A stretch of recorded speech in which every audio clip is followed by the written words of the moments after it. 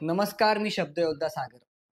ज्या लिफ्टमधून जरांगे पाटील तिसऱ्या मजल्यावर निघाले, तीच लिफ्ट खाली कोसळली. थोडक्यात मोठा अनर्थ टळला. जरांगे गेले नेमकं त्याच वेळी लिफ्टचा अपघात कसा घडला? हा खरंच अपघात होता, की यामागे काही घातपाताचा प्रयत्न होता? असे प्रश्नही आता विचारले जात आहेत. हे प्रश्न विचारण्यामागचं कारणही समोर आलंय. या प्रकरणात जरांगे पाटलांच्या सहकार्याने मोठा खुलासा केलाय. त्या इमारतीत नेमकं काय घडलं, कसं घडलं, कुणामुळे घडलं, तो संपूर्ण थरार काय होता आणि तो खरंच अपघात होता की कट, याबाबतचा सर्वात मोठा खुलासा जाणून घेण्यासाठी हा व्हिडिओ शेवटपर्यंत पहा आणि ऑफिशियल बापला सबस्क्राईब करायला विसरू नका.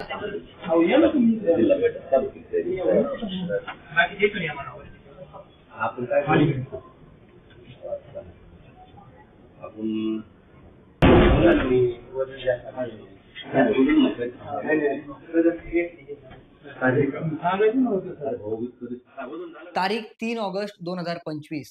मराठा आंदोलक मनोज जरांगे पाटील बीड मधील एका रुग्णालयात गेले. एका सहकाराच्या वडिलांची विचारपूस करायला ते रुग्णालयात गेले होते.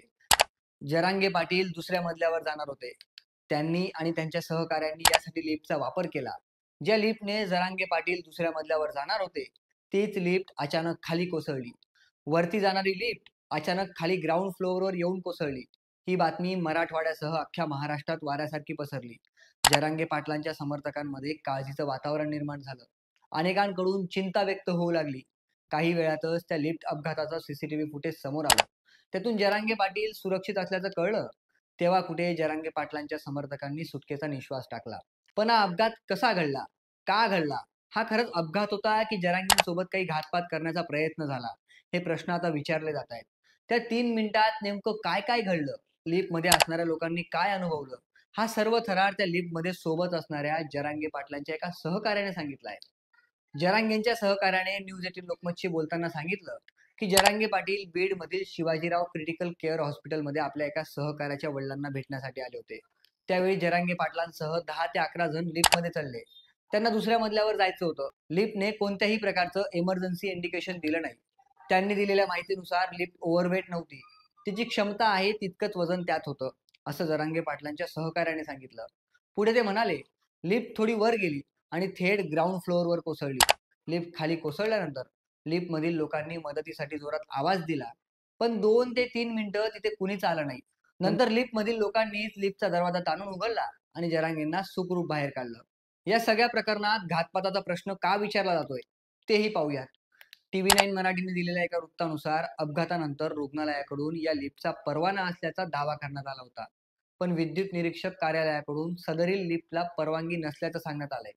या संदर्भात आपण लिफ्ट बंद करण्याचा त्यांना सूचना दिल्या असून इन्स्पेक्शन देखील केले जाणार आहे, अशी माहिती सहाय्यक विद्युत निरीक्षक गणेश सोळंके यांनी दिली आहे. म्हणजे जरांगे पाटलांनी ज्या लिफ्टचा वापर केला, ती लिफ्ट खराब होती. यामुळेच रुग्णालयात काही काळ गोंधळ उडाला होता. अखेर मनोज जरांगे पाटील यांच्यासह त्यांच्या सहकाऱ्यांना लिफ्टचं दार तोडून बाहेर काढण्यात आलं. यापूर्वीही प्रकाश आंबेडकर यांनी मनोज जरांगे पाटील यांना काळजी घेण्याचा सल्ला दिला होता. जरांगे पाटलांनी पंक्तीत जेवण करावं, त्यांना दिली जाणारी औषधी त्यांनी तपासून घ्यावीत, असा रोखठोक सल्ला प्रकाश आंबेडकरांनी दिला होता. तुर्तास लिफ्ट अपघातात जरांगे पाटलांना कोणत्याही प्रकारची इजा पोहोचलेली नाहीये. त्यांच्यासोबत असणाऱ्या काही मोजक्या लोकांना किरकोळ दुखापत झाल्याचं बोललं जातंय. संबंधितांना रुग्णालयात दाखल करण्यात आलं असून कुणालाही गंभीर दुखापत झालेली नाहीये. पण जरांगे पाटलांसोबत घडलेल्या या प्रकारामुळे अनेक प्रश्न विचारले जात आहेत की जरांगे पाटलांसोबत जे झालं, तो खरंच अपघात होता की ठरवून केलेला घात.